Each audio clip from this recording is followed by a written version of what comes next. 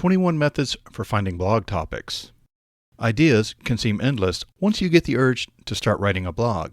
More often than not, you are writing the blog because the topic at hand is near and dear to your heart, which makes it even more challenging. Eventually, you exhaust all those ideas and get them all out on paper. The only problem after that is your mind is all out of content for your blog. Then you have to ask yourself, where can I get more ideas? Here are 21 methods that will help you rediscover the vast sea of ideas that you originally had when you started your blog. Remember, it is a good idea to always keep a log and record ideas as they hit you. The excellent idea that you think you will never forget ends up being forgotten right about the time that you need it the most. Number 1. Google Alerts.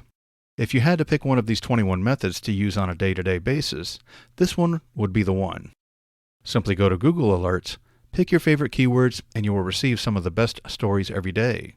Then you have brand new research and inspiration for your own personal blog entries. Number 2. Read the works of your competition. You never want to plagiarize information from your competitors, but reading their content and seeing the feedback they get will certainly give you ideas that you can incorporate into your blog. Number 3. Share your opinion about someone else's work. More often than not, you will come in contact with some article and disagree so strongly that you react and show your disapproval in some way or another. The best way to voice your opinion is to write an article on your blog that expresses your opinion about that particular subject. You will find the exact words in no time at all. Additionally, you will get overwhelming amounts of feedback from your readers because they will see the real passion that you had when you wrote the article. Number 4. Find out what is missing. When exploring other people's articles, you will often find important things missing. Incorporate those into your articles, but also take it another step further by getting inside of their head and thinking about what they are going to post next. Once you have a clear idea, simply voice that thought on your blog. Read articles that do not exactly match up with your niche and then reflect on a few points that relate to your particular niche. This activity can provide out-of-the-box thinking that comes alive in your works. Voicing some of these ideas in your works will in turn expand both your feedback and your audience. Number 6. Find the pain.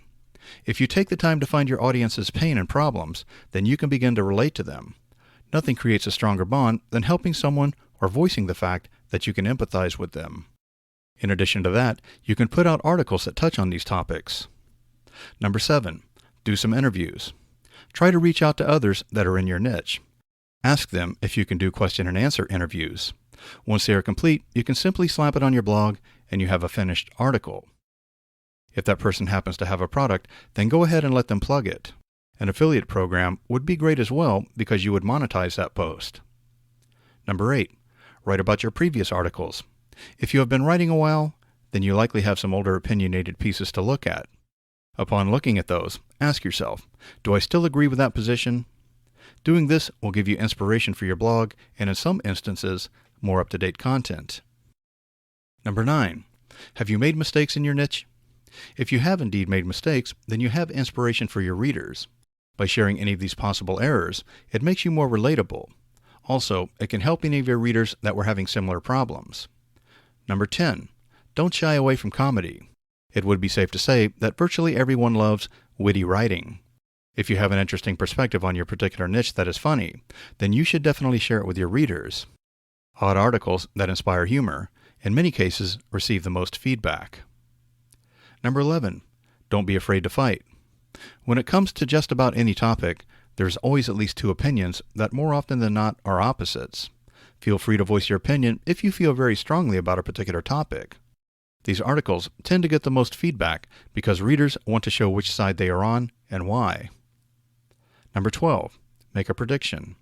If you feel that you have unique insight into the future, then go ahead and make a prediction in one or more of your articles. If it turns out to be true, your audience will likely enjoy it and then have the opportunity to link to that previous article with another article. Number 13. Just relax and think. It is tough to think of good ideas for your blog if you have a million different thoughts going through your head. Just take time to chill out and partake in whatever activity you find peaceful. At that moment, your mind will be able to hone in on precise topics. Remember to keep your log with you. Number 14. Exercise.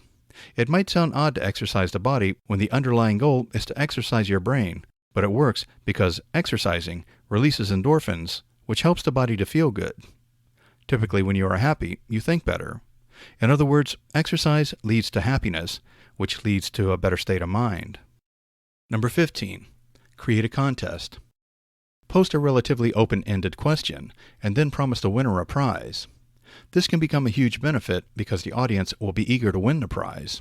In addition to that, some of the audience will likely want to voice their opinion about who they think should win. You can even take it a step further by allowing the audience to vote for the winner. Number 16. Write a story. You can write anything from a strange fairy tale to a modern-day drama and then tie it into your particular niche. This action will likely capture the attention of your audience and encourage quite a bit of feedback if you received a desirable response from your readers. Number 17. Explore the comments section. Take a look at the comments you get and compile some of the unusual thoughts or questions that you have not answered. Then write some articles based on those pieces of information. This is a win-win because it helps you think of ideas rather quickly and it pleases the readers that took the time to comment and give their feedback. Number 18. Do a product review.